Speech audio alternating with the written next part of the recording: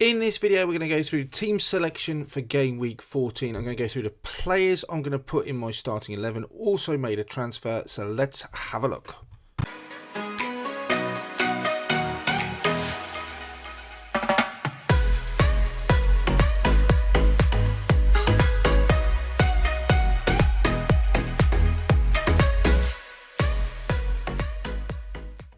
As always, if you're new to the channel or you just love FPL content, there's plenty to come up in later on in the week. We have another game week before Saturday. They're coming thick and fast. So hit that subscribe button to keep in touch with watch list, wildcards, team selection, player reviews.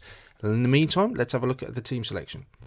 So off the back of game week 13, I'll go into game week 14. I have £4.1 million in the bank. That's a huge amount of money to have hanging around. Free transfers, I've just got the one because the previous week I'd moved onto Trent Arnold. I brought Hwang in as well. The Trent deal, that definitely seemed to work out. He did well. Hwang blanked at Norwich, but we're not going to sort of dwell on that anymore. He's got a decent fixture against Burnley. So this is the side as it stood, and I have made a change going into game week 14. I love my defence, absolutely love it. Obviously didn't fire at all last week. Man City conceding that very late goal to West Ham. That was really annoying. Statewide Jorginho allowed Manchester United to score, so that hurt me as well. Trent got a clean sheet, picked up assist. That was good. Salah, his usual returns. No one else did very well. So my rank dropped down to about 300,000 this week. So not very pleased, but I think looking forward, I still like this side. But I'm going to make a tweak. I love the fact that we've got quick turnaround this week. I have got a lot of players all playing. Literally everyone is a starter in that side at the moment. So with people being rested, you suspect, and quick turnaround of games, people being rotated, I feel that my side is in a good position to be able to get at least 11 out every time. But I do feel I need to make a change. So let's have a look at the potential options that I could have gone for. First change I could have made, I could move Diaz down to Alonso. I love the idea of bringing in Marcus Alonso. He didn't get full 90 minutes against Man United, but that doesn't really worry me. I think he has to play that left back. He was earlier on in the season. I think he's pretty nailed. It seems like an oxymoron, but I think he's pretty certain to play in that left wing back role. But Diaz, getting a little bit frustrated with Man City defence, but I have to stay with them. They are so tight. Those clean sheets will come.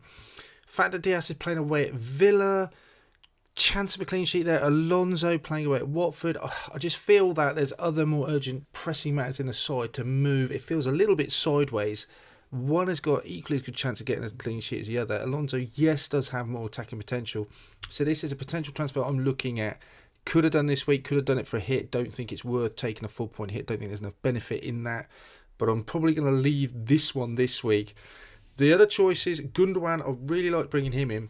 Not mad keen on taking Benrahma out. I think West Ham's fixtures turn in a couple of weeks' time. They've got Brighton at home this week, so he could easily return for me. But the way the team is set out, with the amount of players I have playing, do you think Benrahma will start on the bench in any case? Gundogan could come in, using some of that profit. He's got such good XGI. Man City's fixtures do look really good. I like the move. I like both of these moves so far. But the one move I've actually gone for, I just can't not have him. Benrahma's out, Jota's in. Have I moved too late is the only thing I worry about. XGI is great. Firmino's out. We knew that anyway. I couldn't really bring him in previously, I suppose, but unless I took a 8-point hit, and that I just don't want to do that.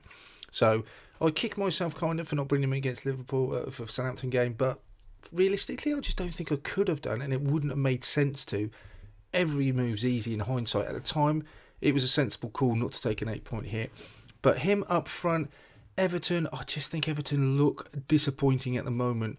Liverpool could, so potent going forward. I just feel that there's a lot of potential there for Jota. Then Wolves away. Again, Wolves good defensively. So some reservations, but I just think Jota, just Liverpool on form, Jota up front Liverpool, just makes so much sense.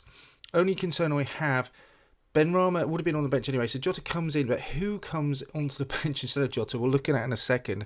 It does potentially block me a move later on for someone now like a Ronaldo or a Kane or a premium striker, but I do think Jota's got enough potential. I just don't think I can not have him. He just looks so potent, great value up front for Liverpool.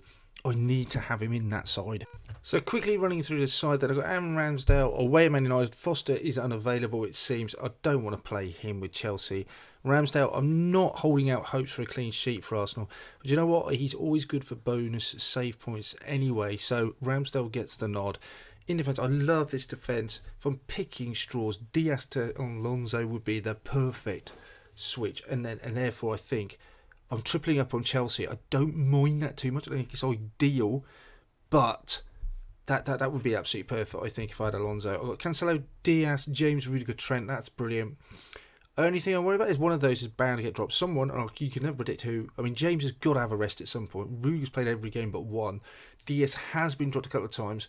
Cancelo, Trent, I can't see who it will be that gets dropped, but ultimately one probably will be.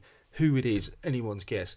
Midfield, Salah, Jota, Rafinha. Love those three. Rafinha's fixtures look good for the next 2 weeks, or next 2 games rather. Then there's a question about whether he comes out. We can look at that in future videos, and then perhaps I can bring in that move for Gundogan. But those three look good fixtures to me. Up front, Hwang, 2-match punt for him against Norwich. Now Burnley at home, so let's see if he can justify the call to do that.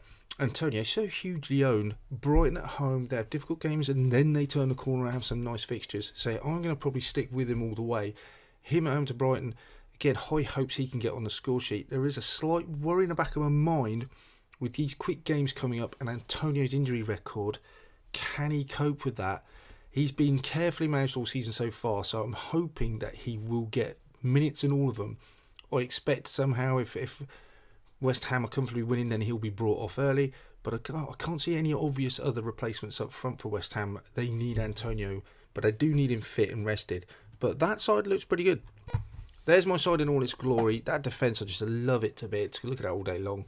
Ramsdale possibly the only weak chink, but I think he's still good and his fixtures don't look bad in the longer term. Salah has got to get the nod for the captaincy armband.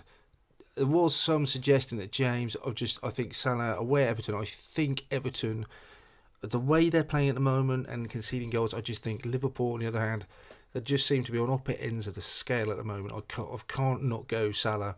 Rafinha will play tonight.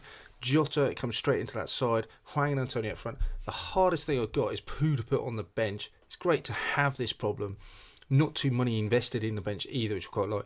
Gallagher, I'd love to play him, but I just think he's probably the one who's going to have to make way for Jota coming in. And Mbeumo, Armstrong might flip Armstrong instead of Mbeumo. Put him on the second on the bench. I do expect Gallagher. I mean, I don't like taking him outside. He's such a good player. But I do expect him to play because I just think someone out of that side is going to end up not playing. I don't know who it's going to be, but he'll come in. So I've got too many problems with that. I hate watching a game tonight where Palace will be at Leeds. I'm almost hoping Gallagher scores, but then he's not. And if he does score, then worrying about who shouldn't play. But you know what's a nice problem to have. That's my side. Looking for a better weekend. I just hoping really for a Man City clean sheet would be nice if nothing else. And maybe a goal for Hwang, some sort of contribution would be great. So I'll have one transfer for next week. I haven't pulled the trigger on the Jota move yet. I think I'll wait till very last minute just to see press conferences. I can't really see what's going to happen that will possibly change my mind or alter things, but you know, it cost me nothing to just wait and have a look and see. So I'll do that. Otherwise, guys, that is my side. Tell me what you think. What plans are you making? Have you made any transfers? In the meantime, hit that subscribe button if you're new around here. Good luck, and I'll speak to you soon.